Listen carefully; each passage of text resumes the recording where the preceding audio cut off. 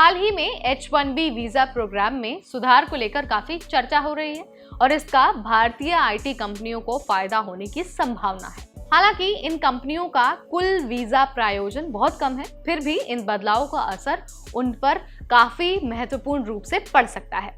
Macquarie research की एक report के मुताबिक अमेरिका में स्थानीय कर्मचारियों की भर्ती करना आसान नहीं है और भारतीय आईटी कंपनियां H-1B वीजा का इस्तेमाल तकनीकी कर्मचारी यानी कि जो टेक प्रोफेशनल्स हैं उनकी कमी को पूरा करने के लिए करती हैं। मैक्वेरी ने H-1B वीजा होल्डर्स के लिए एक समान वेतन नीति लागू करने के प्रस्तावों पर चिंता जताई है। रिपोर्ट में कहा गया है कि अमेरिका के अलग अलग क्षेत्रों में जो कॉस्ट ऑफ लिविंग है वो काफी अलग होती है और अगर सभी वीजा होल्डर्स के लिए एक ही वेतन तय कर दिया जाता है तो इससे जो आर्थिक असमानताएं हैं यानी कि जो इकोनॉमिक डिस्पैरिटी है वो बढ़ जाएगी।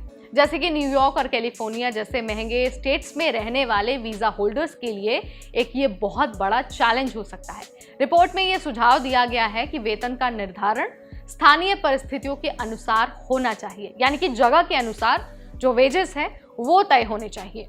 इसके बजाय रिपोर्ट में ये भी सुझाव दिया गया है कि H-1B वीजा को एक अस्थायी गैर नियोक्ता विशिष्ट वर्क परमिट में बदल दिया जाए, जैसा कि नॉर्वे में होता है। इसका मतलब है कि वीजा होल्डर्स किसी विशेष कंपनी के लिए काम करने के बजाय अलग अलग कंपनियों में काम करने के लिए पूरी तरह से स्वतंत्र होंगे, इंडिपेंडेंट होंगे।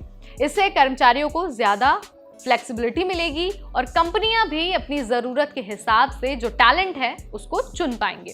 फाइनेंशियल ईयर 2024 यानी कि अक्टूबर 2023 से सितंबर 2024 के लिए H-1B वीजा का जो ये विश्लेषण है, जो एनालिसिस है, वो ये दिखाता है कि 61,000 से ज्यादा कंपनियां मिलकर करीब 80% वीजा प्रायोजित करती हैं। सबसे ज्यादा अमेज़न ने वीजा को स्पॉन्सर किया है यानी कि 3,871 वीजा।